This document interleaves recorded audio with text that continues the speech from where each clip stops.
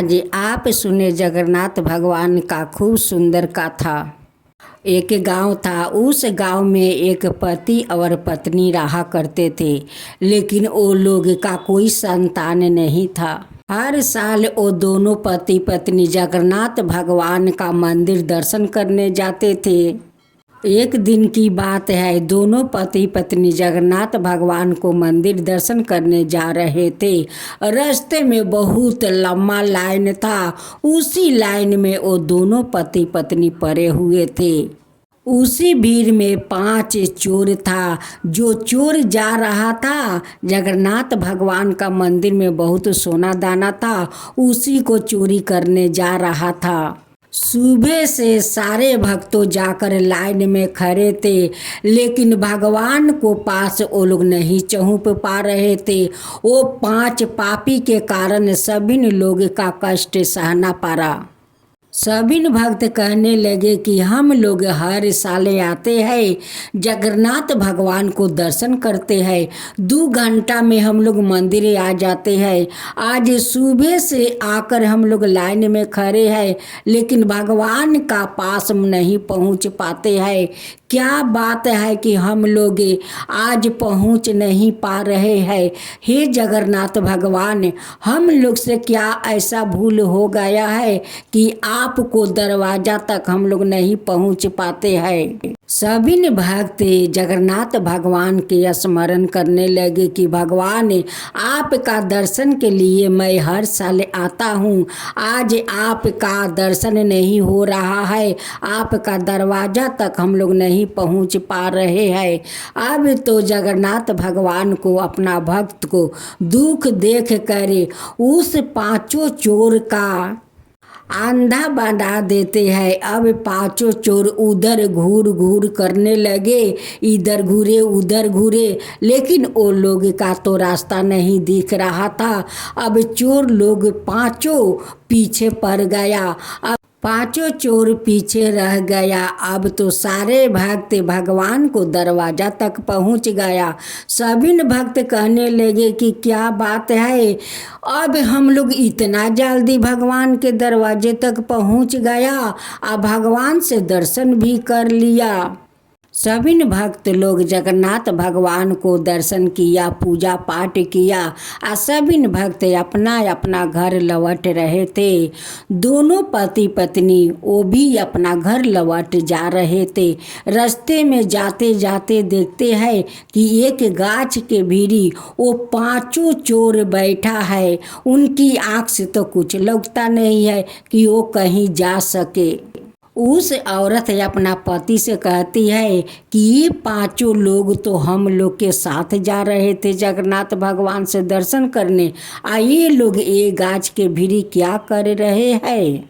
5 चोर वो दोनों की बात सुनकर कहने लगे कि भाई, हमें अपना साथ ले चलो, हम लोग का आँख से कुछ नहीं दिख रहा है। हम 5 इसी गाछ के पास सारा रात थे, हम लोग का तो रास्ता नहीं दिखता है कि हम लोग कहीं जा सके, आप मुझे ले चलिए। अब दोनों पति पत्नी कहने लगे वो 5 चोर से कि आप लोग तो हम लोग के साथ जगन्नाथ भगवान के मंदिर जा रहे थे, यहाँ क्यों आप लोग बैठ गए और आप लोग कैसे अंधा हो गए, ये कारण क्या है।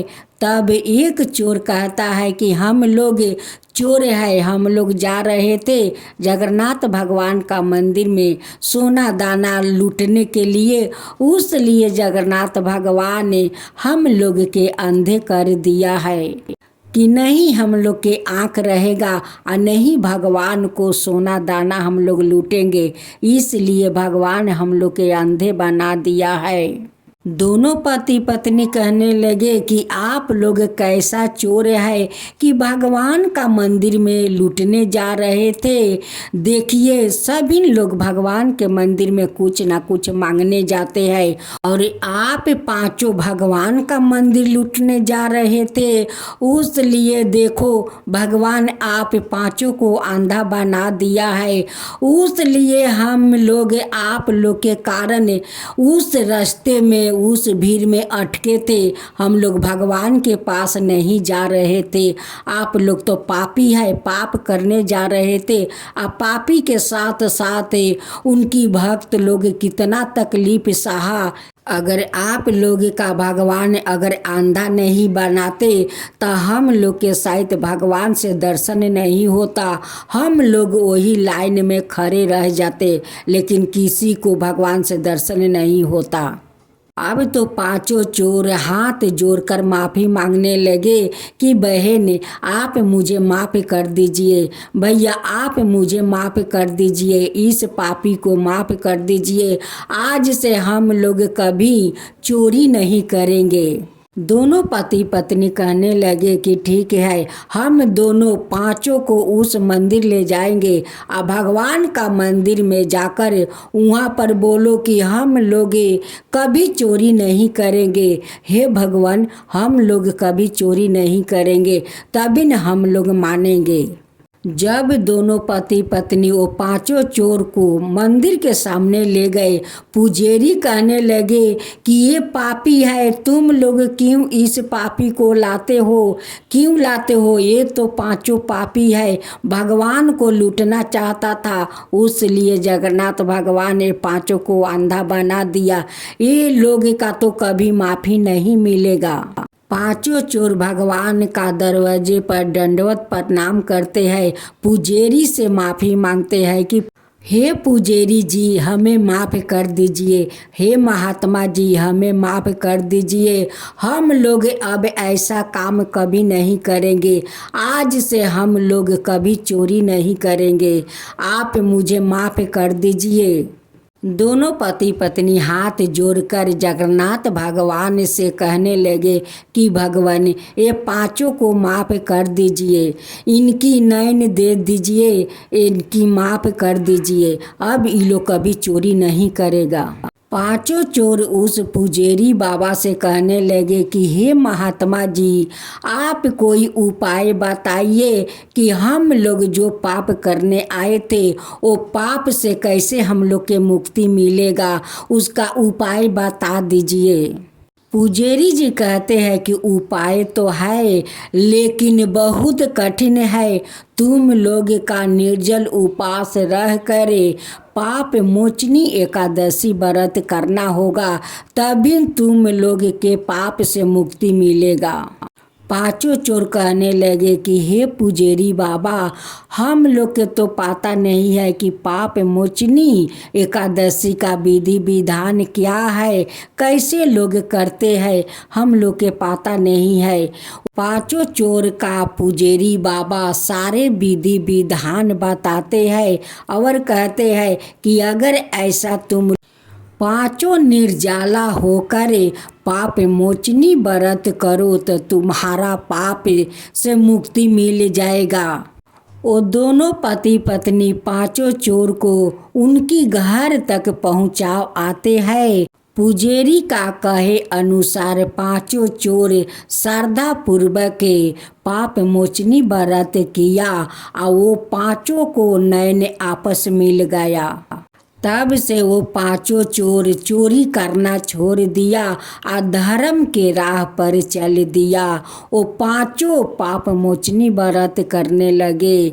इधर जगन्नाथ भगवान स्वयं में वो दोनों पति पत्नी के घर जाते हैं और उनकी दरवाजे पर एक माला रख देते हैं और सपने में दर्शन देते हैं कि तुम दोनों तो मेरे दर्शन के लिए गए थे, लेकिन अपना लिए तो कुछ नहीं मांगा और वो पांचों चोर के लिए जाकर नैन मांगा।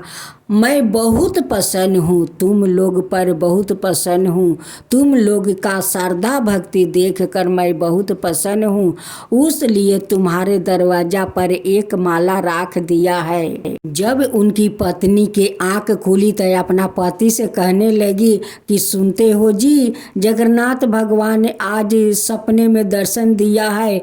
वो कहने लगे कि तुम वो पांच चोर के लिए नैन मांगी, लेकिन अपना लिए कुछ नहीं मांगी।